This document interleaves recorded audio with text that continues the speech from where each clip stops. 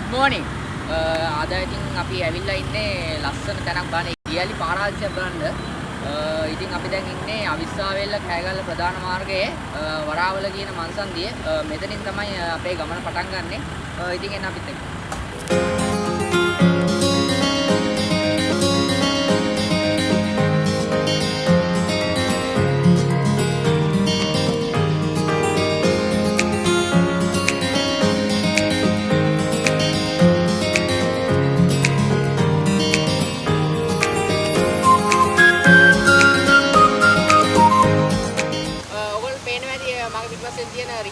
වර්ෂාවත් එක්කම සම්පේ වෙලා දින ආකාරය වර්ෂාව නැමැති දවස්වල නම් රිකැල්ල ඉතාමත් සියුම්ව තමයි ඇදහැලෙන්නේ. ඉතින් අපි යමු රිකැල්ල ගාවට.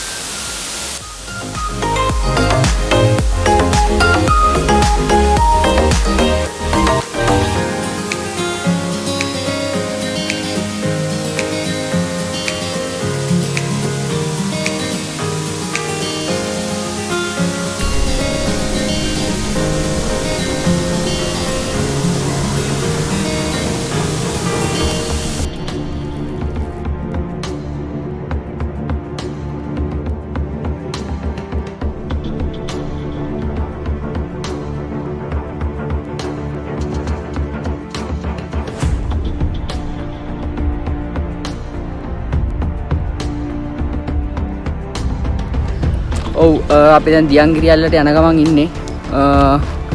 ඉතින් මේක මාර ලස්සන තැනක්. ඒ වගේ මේක හොයාගන්න අමාරු වෙන්නේ නැහැ. ඒ වැඩි ප්‍රසිද්ධ නැති තැනක්. ලස්සන තේවත්තම් මැදින් යන්න තියෙන්නේ.